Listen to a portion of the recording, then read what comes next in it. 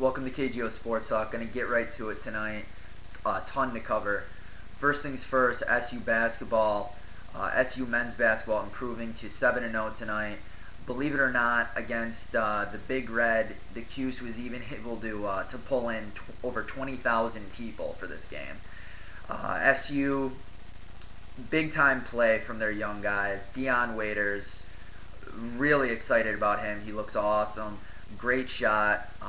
Would certainly, rival me as far as the three-point competition goes. But seriously though, awesome player. Rick Jackson, big time game as always. Ton of rebounds.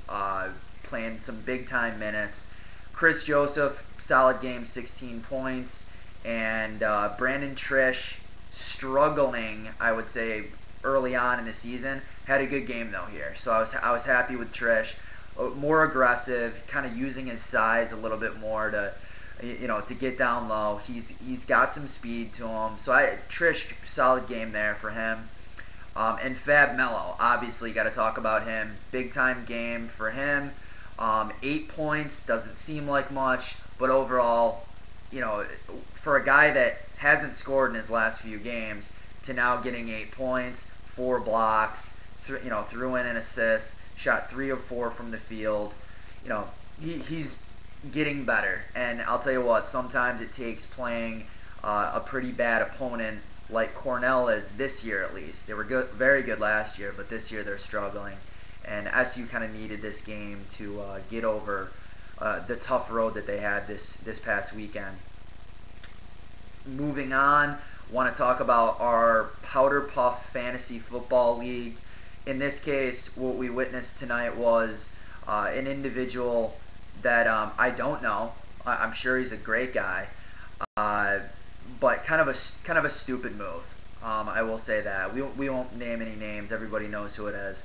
But dropping Chris Johnson, Michael Vick, Deshaun Jackson, and Anquan Bolden.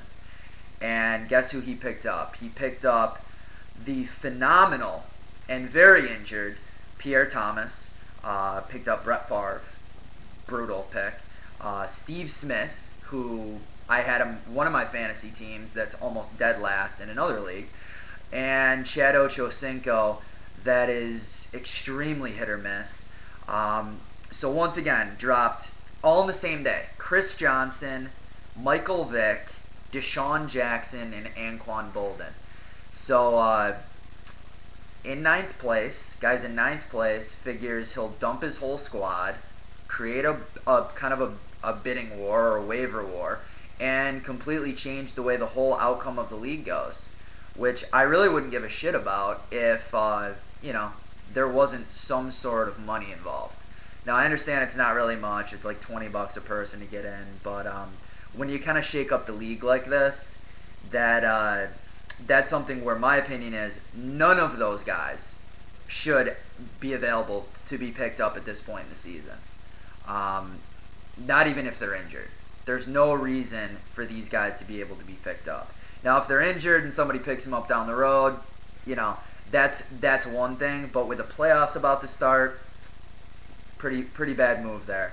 As far as the Skinny Atlas League, as Capron put it today in his post, we have a log jam at the middle here. I think everybody, this is what I love about the Skinny Atlas League, is the fact that all of the teams are very even.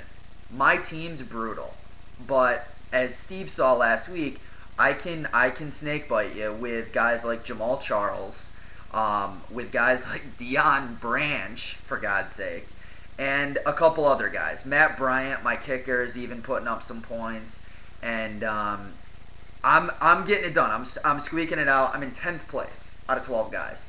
But the best part about that is that I'm one game out. I would have to blow up next week to make the playoffs, but overall, for 2 years running now, if I win this week, I will be one game out from getting into the playoffs.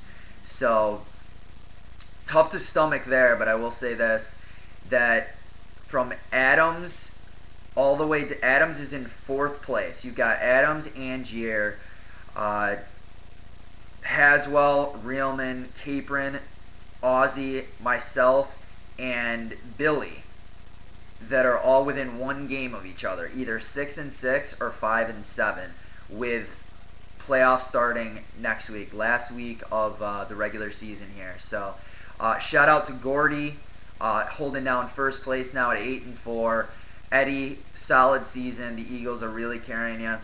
He's 8-4 as well. And then Morley, kind of sitting pretty in third place. Going to need a big week to, he's going to need to pick up a W, definitely, for any chance at first place, at least regular season, for the big payout.